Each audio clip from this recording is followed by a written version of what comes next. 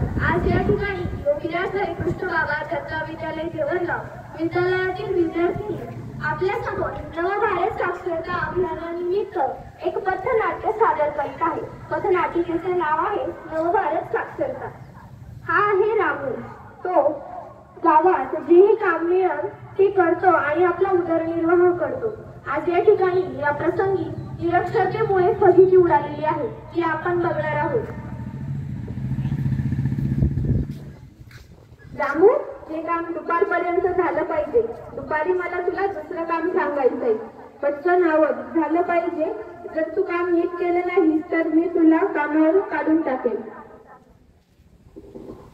जी मालक, दुपारपर्यंत समजा काम आवरून तयार राखेल। पटकन कर। अगं शांते, काय तो अभ्यास घेऊन बसले आहे? आपल्या गावच्या नदीला पाणी आलं आहे। मागच्या वर्षी दुष्काळ पडल्यानं नदीला थेंबही नव्हता आणि आता बघ ती नदी खळखळ व्हायला लागली आणि पाणी पण स्वच्छ आहे। नदीवर गर्दी व्हावे ना, सगळ्या बायका धुणे भांडे घेऊन धुण्यासाठी गेल्या आहेत। चल आपण पण जाऊ। अगं कांते, काय ते धुणं भांड्याचं घेऊन बसली? मागच्या आठवड्यामध्ये आपण गणशेट्टी इथे टमाटे खुडायला गेलो, त्याच्यामुळे 4-5 दिवस आपली शाळा बुडवली। तिकडे शाळेमध्ये ते धुंडे मास्तर आपल्या नावाने बोंबा मारत असत। आपण परीक्षा तोंडावर आली, तर आपण शाळेत जाऊया। अगं म्हणजे काम मी मोहन शेट्टीला कामाला गेलते तेव्हा ती मागच्या आईतली गंगी म्हणी की रामूचं पोरगा त्याचं शिक्षण पूर्ण झालं आणि ते चांगल्या मार्काने पास झालं। खरंय का गं हे?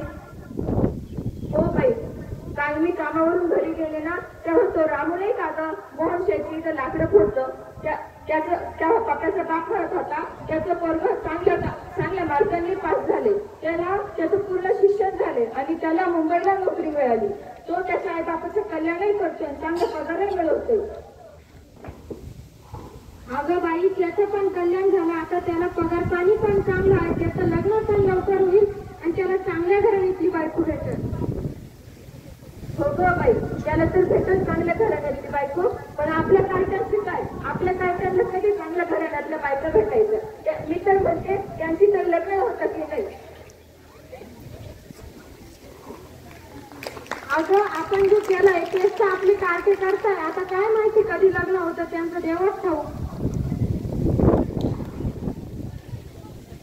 अरे रामू, तुझी आई ती तर तुला साऱ्या गावभर बघत होते, तेव्हा तो बाळाचा भाव म्हणे की तो मोठे शेतीचं सरपण तोडायला गेला।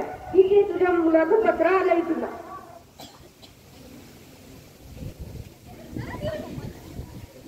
मी जर तेव्हा शाळा शिकलो असतो तर हे लाकडं फोडत नसतं बसतो, मला प्रश्न काही वाचता आला असतं, मला काहीही वाचता येईना। तू वाच।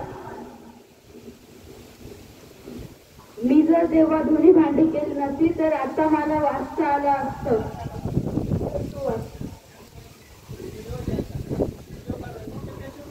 मी जर तेव्हा टमाटे खुडायला गेले नसते तर मला आता वाचता आलं नसतं का? पण मला तेव्हा टमाट्याचा पैसा गोड लागत होता ना, म्हणून आता मला वाचता येईना। तर तू वाच।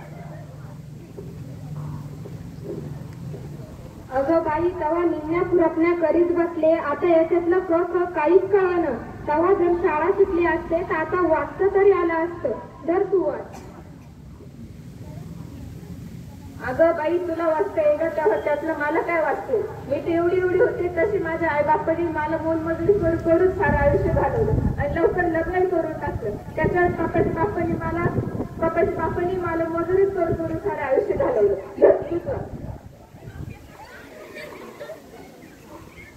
अरे रामू, हे तर तुझ्या मुलाचं पत्र आहे। त्याने असं म्हटलंय की त्याचं प्रमोशन झालंय आणि त्याला चांगला पगार मिळणार आहे। या प्रसंगी तुम्ही करायला का काय हवे?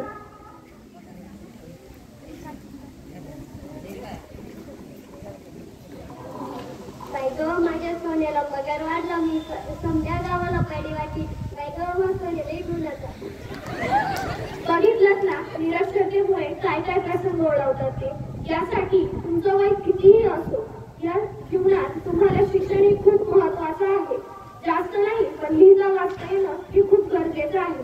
शिक्षण ही आपल्या जीवनात एक मोलाची गोष्ट आहे। धन्यवाद।